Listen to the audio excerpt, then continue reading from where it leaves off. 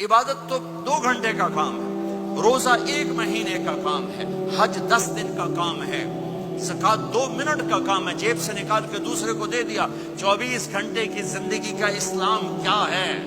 وہ اخلاق ہے، وہ سچائی ہے، وہ پاک دامنی ہے، وہ عزت و آبرو ہے، بڑے چھوٹے کا احترام ہے، خامن بیوی کی محبت ہے، اولاد کا ماں باپ کو عزت دینا ہے، ماں باپ کا اولاد کو عزت دینا ہے۔ یہ میرے نبی کی خوبصورت زندگی ہے۔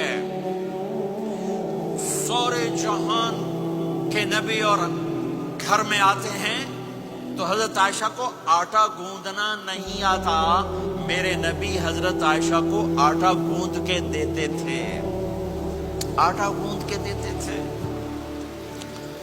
اور اماں عائشہ روٹی پکاتی تھی، جب کھانے پر بیٹھتے تھے تو آپ خود نوالے توڑ توڑ کے اماں جان کو کھلاتے تھے۔ اظہار محبت، اظہار محبت۔ ایک نوجوان کہنے لگا مولانا کوئی تعویذ دو، میری بیوی سے لڑائی رہتی ہے۔ میں نے کہا بیویاں تے تعویذ چلتے ہی کوئی نہیں۔ کہنے لگا کیا کروں؟ میں نے کہا نبی والا طریقہ اختیار کرو، محبت دو، عزت دو، احترام دو، اور جب کھانے پر بیٹھو 2-3 لقمے اپنے ہاتھ سے کھلا دو۔ کہنے لگا اس سے کیا ہوگا؟ میں نے کہا تو دیکھ لینا کیا ہوگا۔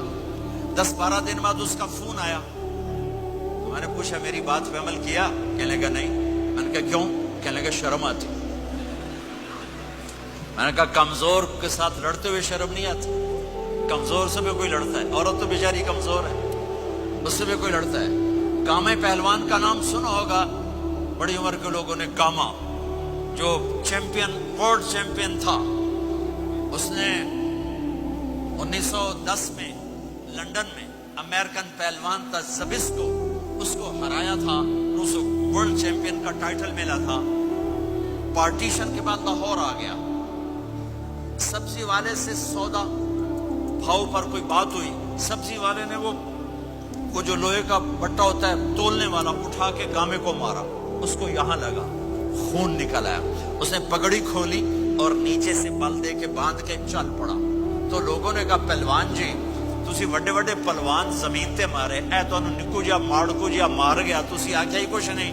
وہ کہنے لگا ماڑے نو مار دیا شرم آؤں گی۔ انہوں نے کہا کمزور کو مارتے ہوئے شرم آتی ہے۔ میں نے کہا بے وقوف آدمی، تجھے عورت کے ساتھ لڑتے ہوئے شرم نہیں آتی ہے؟ تھوڑی دیر کے بعد اس کا فون آیا، کہنے لگا مولانا کمال ہو گیا۔ میں نے کہا کیا ہوا؟ کہنے لگا میں نے جو ہی اس کے منہ میں نوالا ڈالا، اس کا منہ وہیں کھلا رہ گیا۔ وہ کہنے لگی تمہیں کس نے یہ سبق پڑھایا؟ تو خود تو نہیں کر سکتا۔ انہوں نے کہا مجھے مولوی طارق جمیل نے پڑھایا۔ انہیں ایسے جھولی اٹھائی، اللہ مولوی طارق جمیل و آباد رکھے جہاں تینوں بندہ بنایا۔